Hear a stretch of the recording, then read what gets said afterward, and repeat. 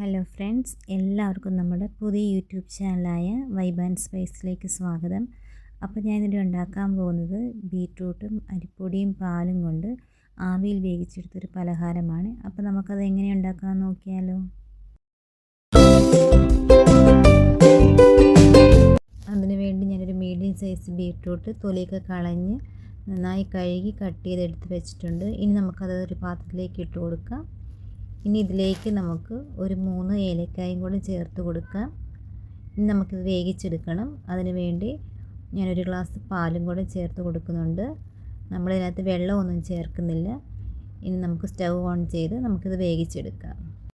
ഇപ്പോൾ നമ്മുടെ ബീറ്റ്റൂട്ട് നന്നായിട്ട് വെന്ത് വന്നിട്ടുണ്ട്. ഇനി നമുക്കിതൊന്ന് അരച്ചെടുക്കണം. ഇപ്പോൾ നമ്മുടെ ബീറ്റ്റൂട്ടൊക്കെ നന്നായിട്ട് ചൂടായിട്ടിരിക്കുകയാണ്. ഇതൊന്ന് തണുത്ത് വന്നതിന് ശേഷം നമുക്കൊരു മിക്സിയുടെ ജാറിനകത്തിട്ട് നന്നായിട്ടിത് പേസ്റ്റ് പോലെ അരച്ചെടുക്കാം.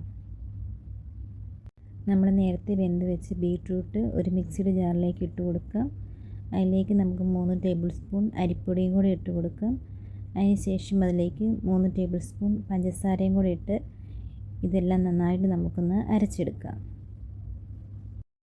ഇനി നമുക്കിത് ആവിയിൽ വേവിച്ചെടുക്കണം. അതിനുവേണ്ടി ഞാനൊരു പാത്രത്തിൽ എണ്ണ തടവി വെച്ചിട്ടുണ്ട്.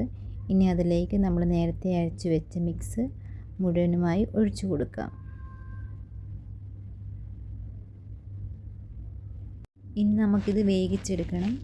അപ്പോൾ ഞാനിവിടെ അപ്പച്ചെമ്പിലാണ് വേവിച്ചെടുക്കുന്നത്.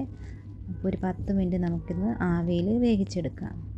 ഇപ്പോൾ ഇത് നന്നായിട്ട് വെന്ത് വന്നിട്ടുണ്ട്. ഇനി നമുക്കിതിൻ്റെ മുകളിൽ കൂടെ ഒരു ലെയർ വേണം. അതിന് വേണ്ടി ഒരു മിക്സിയുടെ ജാറിലേക്ക് നമുക്ക് 1/2 ഗ്ലാസ് പാലൊഴിച്ച് കൊടുക്കാം. അതിലേക്ക് നമുക്ക് 1/2 ഗ്ലാസ് പഞ്ചസാരയും കൂടെ ഇട്ട് കൊടുക്കാം. ഇനി അതിലേക്ക് നമുക്ക് 1/2 ഗ്ലാസ് അരിപ്പൊടിയും കൂടെ ഇട്ട് ഇതെല്ലാം കൂടി നന്നായിട്ട് നമുക്ക് അരച്ചെടുക്കാം. ഇനി നമ്മൾ നേരത്തെ അരച്ച് വെച്ചിരിക്കുന്ന മിക്സ് ഇതിൻ്റെ മുകളിലേക്ക് മുഴുവനായിട്ട് ഒഴിച്ചു കൊടുക്കാം. അതിനുശേഷം നമുക്കൊരു 10 മിനിറ്റ് ഇതൊന്ന് ആവിയിൽ വേവിച്ചെടുക്കാം.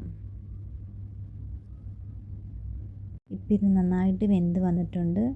തണുത്തതിന് ശേഷം നമുക്കിതൊന്ന് തുറന്ന് നോക്കാം.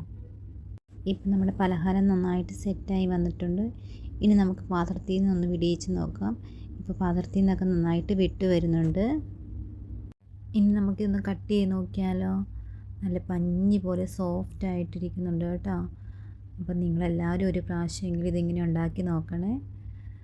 അപ്പോൾ നിങ്ങൾക്ക് എൻ്റെ ഈ വീഡിയോ ഇഷ്ടപ്പെട്ടിട്ടുണ്ടെങ്കിൽ എന്നെ സപ്പോർട്ട് ചെയ്യാൻ മറക്കല്ലേ. അപ്പോൾ എല്ലാവരോടും ടാറ്റ ബൈ ബൈ.